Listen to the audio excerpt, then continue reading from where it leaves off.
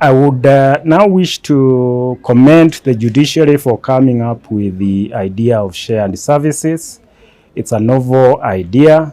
As you know, we are living in a time when resources are really are very scarce, and so this idea of shared services helps various tribunals to serve the public by sharing the resources that are available.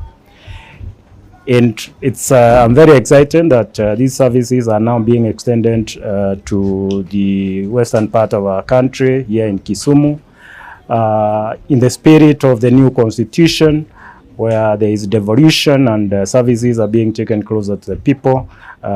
So this should be seen the context within which this activity of bringing the tribunal shared services to Kisumu and to this region.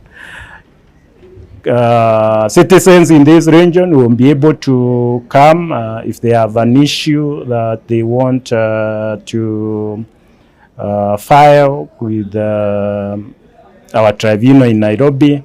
They don't have to travel all the way to Nairobi.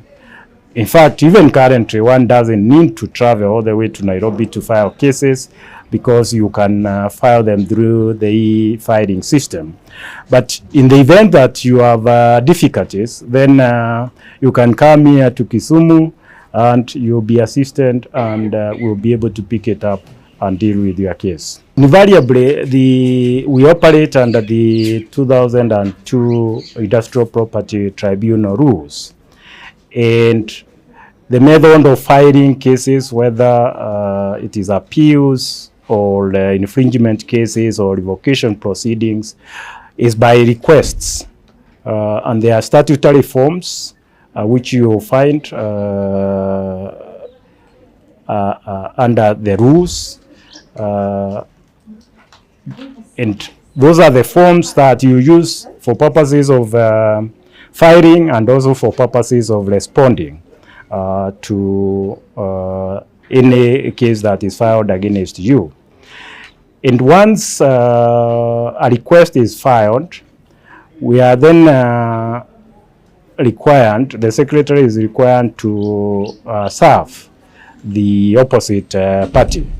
And once the party is served, they are required to file their responses within 45 days.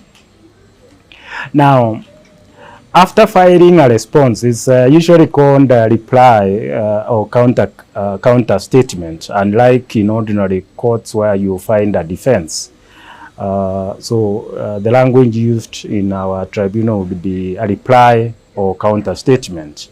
And once it is filed, the person who initiated the proceedings is required to file their evidence in the form of statutory declarations or affidavits. And this is usually done within 45 days. And once that is done, it is served to the respondent, and the respondent then has an opportunity to file their evidence also in the form of statutory declarations or affidavits within another 45 days. The party initiating the proceedings can, if necessary, file a further reply to the evidence filed by the respondent, and this also can be done within 45 days. As you can see, those timelines are quite generous, and before the close of printings, you take close to 90 or even 120 days. So what we have done to ensure that there is a faster turnaround is that once a case is filed, we usually give it a mentioned date for directions. And when parties come, we discuss with them and agree with them whether we can shorten the time frames within which they can file their responses and their evidence, so that then we move quickly to setting a date for hearings. Most of the cases are handled within 1 year, but we are striving to see whether we can make it within 6 months.